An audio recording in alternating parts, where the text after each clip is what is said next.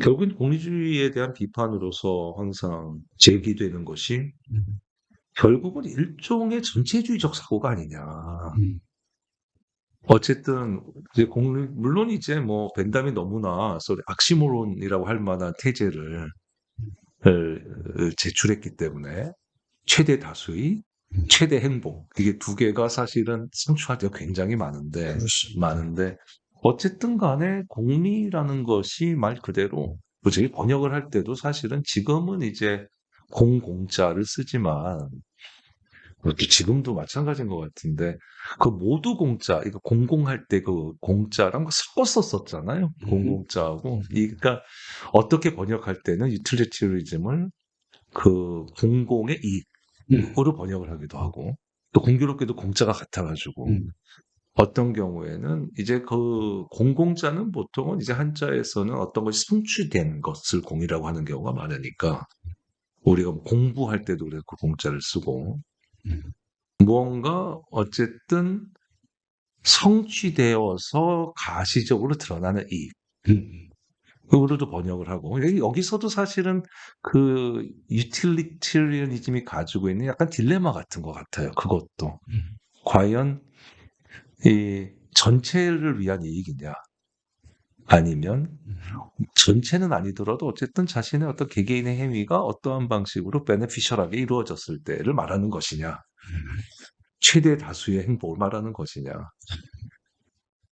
그렇죠. 최대 행복을 말하는 것이냐 영원한 숙제죠. 그러니까 어, 이제 항상 그 전체주의적 사고의 우려는 공리주의자들이 늘 해결해야 될 문제인데, 음, 이 마이너리티에 대한 네. 배려가 부족하다. 머조리티에만 너무 초점을 맞춘다. 음, 근데 마이너리티가 머조리티에 비해서 대접을 적게 받는 것은 사실입니다. 다만, 근데 그거에 대해서 뭐, 말뜻이 그런데요. 그러니까, 그 말뜻이 그렇기 때문에 그거에 대해서 뭐, 그 공리주의자들이 익스큐즈 하려고는 안 하는데, 음, 문제는 퍼머넌트 마이너리티가 문제거든. 음, 음, 뭐가 이렇게 붙었다 하면 항상 소수에 들어가는. 음. 그러니까 다수의 편에 쓰기도 했다가 소수의 편에 쓰기도 했다가 이렇게 교차되는 경우는 그 억울하면 다음 편은 그럼 다수 편에 서. 구체적 사안에 따라서는 사안에 따라 그러면 그럴 될 수 텐데 있죠. 항상 뭐가 표를 하든 뭐 항상 뭐를 공리 계산을 하든 계산을 하면 항상 소수의 편에 서는 사람. 음, 그걸 우리가 영원한 소수, 퍼머넌트 마이너리티 이들이 문제거든요. 음. 거기에 대해서는 어느 정도의 쉴드는 쳐줄 수 있다고 생각합니다. 그 왜? 정의의 두 원칙 중에 두 번째 두 같은 번째. 롤즈의 예, 정의의 두 예. 원칙 중에 사실 저는, 차등의 원칙 같은. 그렇죠. 음, 저는 롤즈도 태생적으로 공리주의자라고 생각을 하고 있고, 음, 그 차등의 원칙 같은 건 대표적으로 공리주의 원칙을 또 잘 변형시킨 음, 음. 그런 케이스라고, 절충시킨. 그렇죠. 네. 절충시킨 케이스라고 생각을 하거든요. 만약에 그 정의의 1원칙만 보면 그러면 뭐 근데 사실 정의의 1원칙도 맞습니다. 저도 그렇게 생각합니다. 공리주의자들도 공리주의자들 보기에 이렇게 아주 기껍지는 않은 원칙이에요. 제가 보기에. 그렇죠. 왜냐하면 뭐 절대 평등을 얘기하는 거니까. 그렇지만 그 정치적 자유에 대해서는 공리주의자들도 판이 안전하게 이 테이블이 우선 좀 스테이블하게 있을수록 그 심리적 안정감이 오기 때문에 뭐 정치적 자유에 대해서는 평등을 깔자. 1인 1표. 그 공리주의자들이 벤담이 최초로 얘기한 거거든요. 1인 네. 1표. 그 그건 다음에 뭐 뭐, 누구나요? 그 초기 공리주의자들이 다 뭐 허치슨, 뭐 그렇죠. 샤프스베리 다 이제 그쪽에 굉장히 중점을 그렇죠. 뒀으니까. 그 다 개혁가들이죠. 근데 이제 그 합을 해가지고 51이 49를 이긴다. 근데 그건 현실적으로 루소가 일반 의지에 따라서 해야 된다. 그럼 일반 의지가 뭐냐? 그 투표에서 다수를 차지한 게 일반 의지냐? 그건 전체 의지다. 그럼 전체 의지는 뭐고 일반 의지는 뭐냐? 공리주의자에게는 그런 의미에서는 전체 의지만 있는 거지 일반 의지에 대해서는 얘기를 안 하거든요. 근데 루소만 해도 또 이 초월적인 그렇죠. 그런 그런 것을 것이 있죠. 대륙적 네. 그 기질이 있으니까 뭐 눈에 안 보이긴 하지만 일반 의지가 있다. 뭐 해결이 말한 시대 정신이 됐든 뭐든 뭐가 있다. 근데 루소도 재밌는 얘기를 했더라고요. 일반 의지를 그럼 도대체 어떻게 알 수 있냐? 그랬더니 전체 의지를 잘 보면 음. 거기서 단초가 나온다. 이렇게 얘기해요. 음.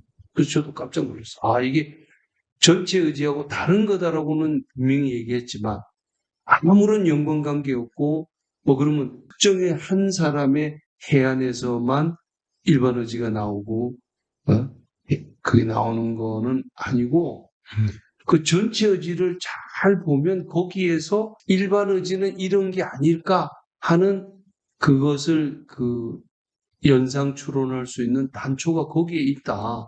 그런 거 보면 전체 의지를 또 완전히 무시할 수는 없는 거 아니겠어요? 근데 지금 분명한 거는 이 영국 사람들 초월적인 거 제일 싫어하죠. 그렇죠. 심하게 표현하면 사기꾼이라고 생각하고 그렇죠. 없는 거 자꾸 있다 그렇게 얘기하면서 혹세무민하지 말라고. 이 사람은 뭐 엄청나게 실용적인 사람들이니까 보여주고 얘기를 해야지. 뭐 이런 식이니까 그 초월적인 트랜센덴탈한 거에 대해서는 다 싫어하지만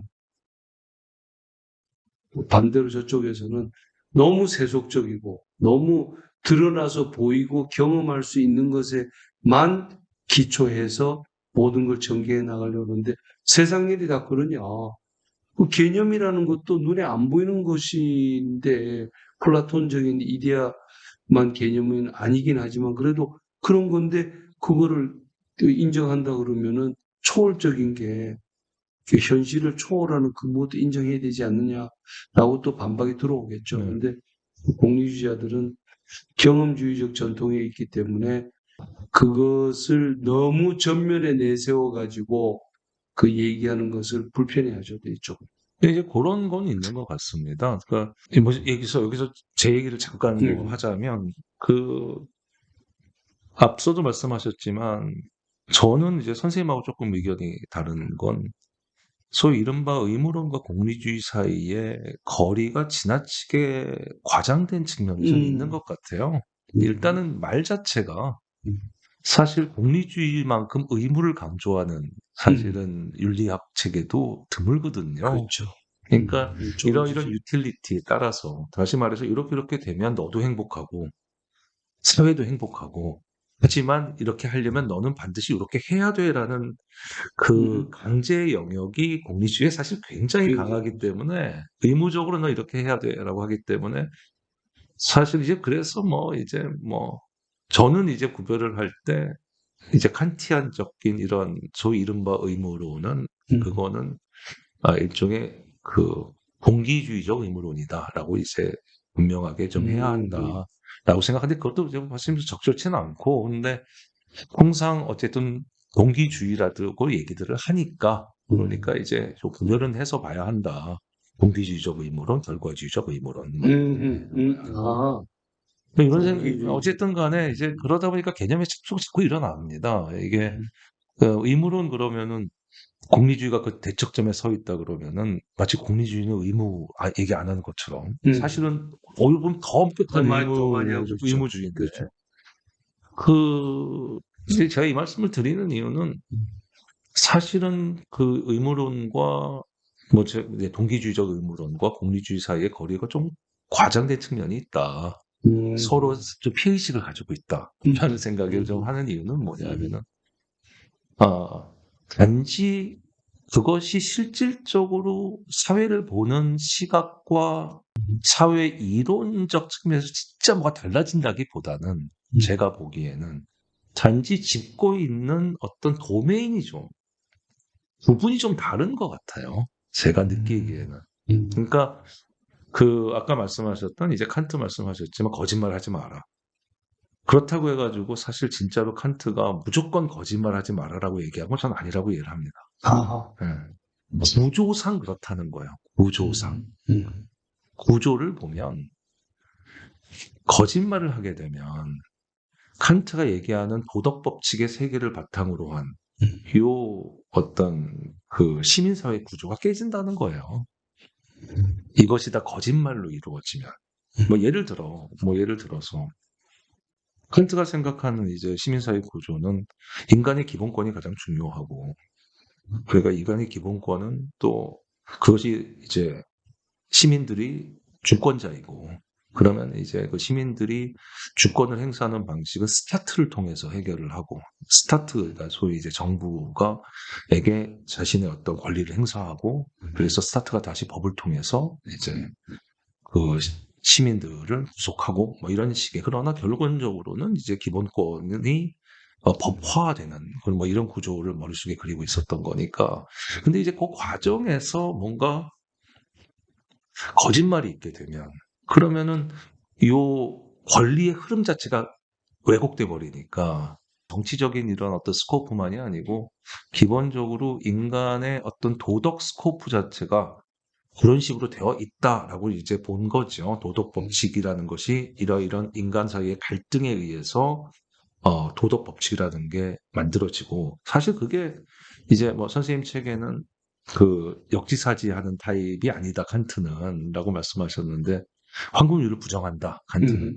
근데 저는 오히려 역으로 어떤 층에서 보면 칸트야말로 제가 황금률을 가지고서 전 철학을 구성한 사람이 아닌가 생각도 하는데, 만약에 네가 나라면 너 어떻게 할래?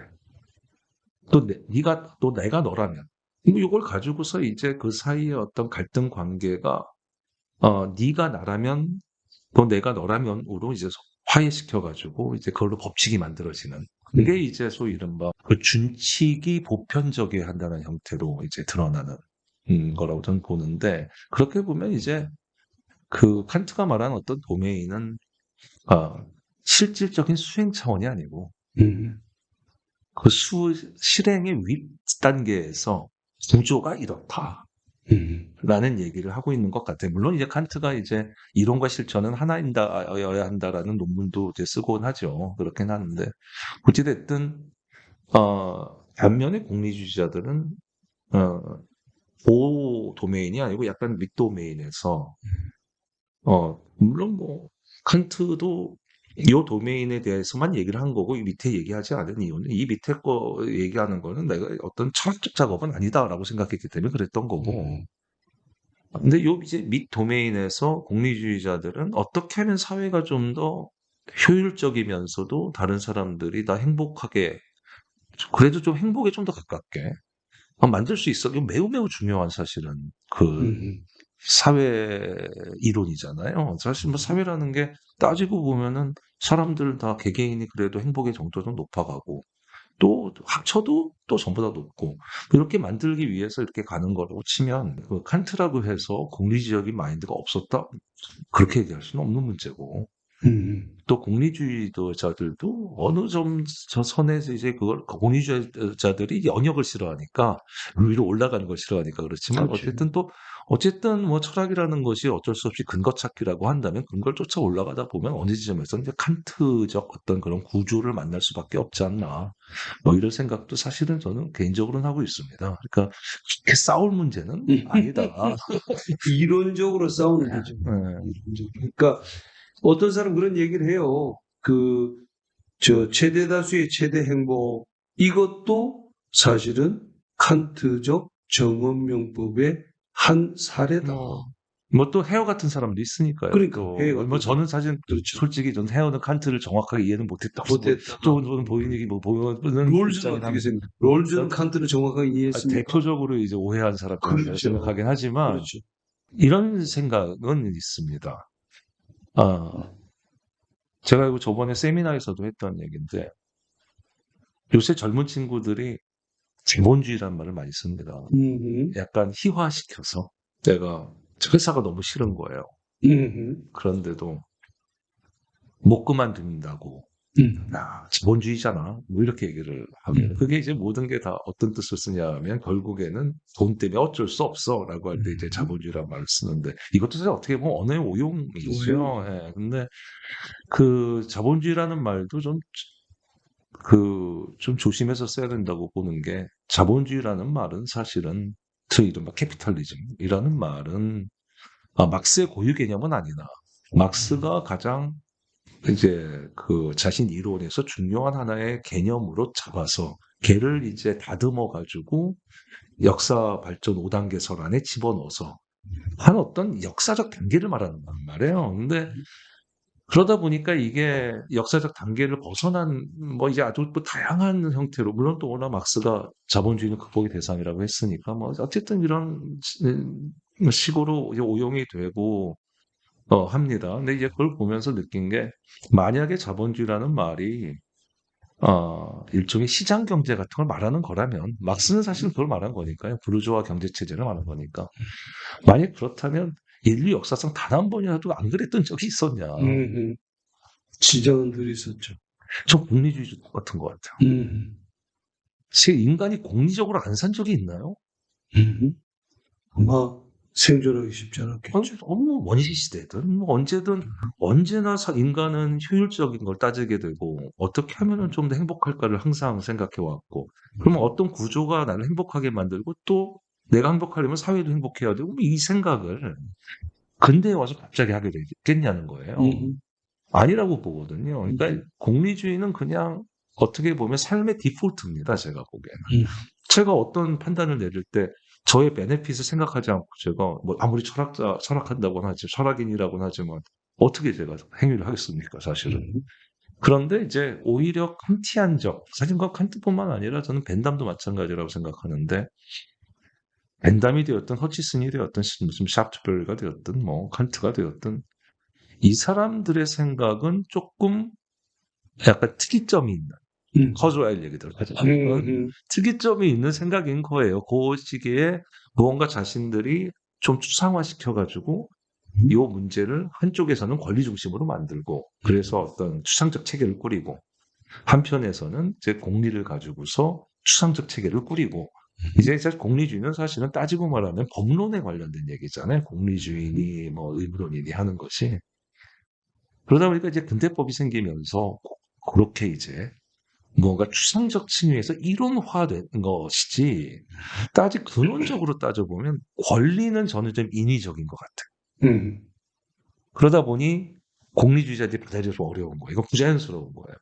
왜냐하면은 공리를 쫓는다는 거는 너무 인간이 자연스러운 어떤 옛날부터 있어 왔던 어떤 패턴인데 권리라는 거는 좀 뭔가 근대에 와서 뭔가를 좀 이론적이고 인위적으로 만들어낸 용어죠. 뭐지 그런 면이 있기 때문에 그거는 좀 배제하고 싸웠으면 좋겠다는 생각을 좀 개인적으로 하고 있습니다.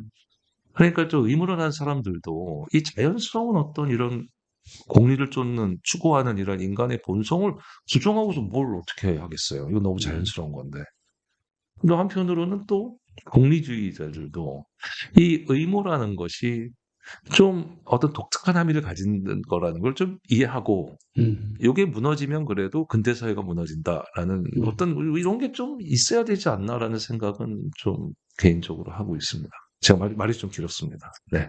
본인은 우선 그 권리의 이자가 네. 이익의 이자인 거예요. 그렇죠. 그렇죠. 네. 그것도 재밌는 거예요. 네. 그러면요. 그러니까 결국 뭘 보호하겠다는 거냐? 그 사람의 이익을 보호하겠다는 거예요. 그렇습니다. 그렇습니다. 이게 스펙트럼을 좀 넓히면 네. 그것이 단순히 물질적 이익만이 아니고 그렇죠. 어떤 실존적인 이익이나 정신적 이익까지 포함한다면 결국에 그런 거. 그러니까 그 어떤 그거 자체가 무슨 초월적인 가치가 아니라니까. 사람이 필요로 하는 거. 다른 말로 하면 컨비니언스예요. 컨비니언스. 그게 뭐 정신적인 안정감 그것도 필요로 하죠. 뭔가 그 사람이 불안에 떨지 않으려면. 그다음에 뭐 먹는 거, 입는 거, 의식주 이런 거 다 내가 삶을 영위해 나가는데 필요로 하는 거. 그거를 개인 단위로 보호해 주겠다. 그게 개인 권리 뭐 천부인권 그런 음, 거거든요. 그러니까 그 보호해 주겠다라고 하는 대상 자체가 초월적인 건 아니고 그 보호막의 근거가 어디에 있냐 할 때 그걸 그렇죠, 초월적인 데서 그렇죠, 갖고 오는 그렇죠, 그렇죠. 거죠. 네. 그 요거 관련해서 이제 세 번째 질문은 음. 선생님께서 공리주의 쪽에 견해를 가지게 되신 개인적인 배경이 있으신가요? 개인적인 배경은 간단합니다. 네. 어느 철학 가지고는 박사학위 못 받겠어. 너무 힘들어. 네. 그래서 이제 윤리학과 정치 철학을 보니까 네. 그때 지도 교수가 아주 탁월한 음. 공리주의자였어요. 어. 그 로셀 하딘이라는 분이 지금 네, 돌아가셨는데. 네, 네. 그러니까 뭐 그분 밑에서 공부하면서 또 해보니까 또 내가 가지고 있는 좀 그 실용적 기질하고 공리주의가 잘 맞는 거예요. 네. 공리주의를 해야 되겠다 하고 그 사람을 찾던 건 아니에요. 그런데 해보니까 이거 나하고 기질이 잘 맞는다. 그래서 오늘 운이 좋으셨네요. 운이 좋은 거죠. 거기서 만약에 칸티안 뭐 에티시스트를 만났거든요. 만났다.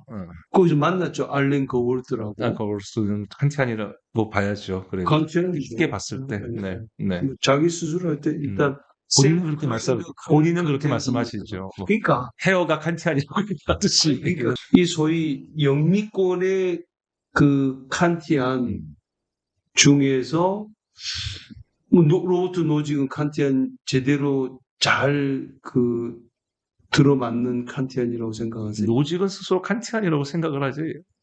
하죠. 그렇게 사이드 생각할 거예요, 컨스트레인 과연? 얘기하면서 네, 네. 칸티안 얘기하죠. 칸트 얘기는 많이 합니다만은 그러니까. 롤즈처럼 스스로 칸티안이라고 자처하진 않았을 것 같아요, 노직은 제 아니, 생각에는. 어디 시점에선가 자기 사이드 컨스트레인이라는 게 칸트에서부터 온 개념이라고 얘기를 하죠. 네. 근데 하여튼, 이 소위 영미권에 있는 칸티안들은 네네. 독일권에서 보기에는 다 이 사쿠라들이에요, 다. 예? 본인이 그렇게 뭐 주장한다고 다 되는 건 아니다, 뭐 이런 식으로 좀 이 사실을 두고 볼 거예요. 근데, 공리주의자들이 얘기하는 그 생각이 비판하는 쪽에서 주장하는 것만큼 그렇게 사악한 것도 아니고, 뭐, 노예, 브레이, 이러는 사람들도 아니고, 그런 이론적 그 틈새를 열어놓고 있다는 것을 치고 들어오는 거고, 끝까지 밀어붙이면은 그것까지 옹호할 수도 있는 거다라는 이론적인 그 엉성함이라 그럴까, 그런 걸 고장하는 거지. 공리주의자들이 사실 착한 사람들이죠. 왜냐하면 남만 희생하고 내 것만 챙겨. 그건 이기주의자고. 공리주의자는 남이든 나든 똑같이 전체의 공리가 더 클 때는 글로 갈 용의가 있고 가야 된다라고 주장하는 거니까, 그럼 그렇게 하면 너는 네 자신이 마이너리티에 들어가 있을 때도 그러면 그걸 주장하니 그렇다.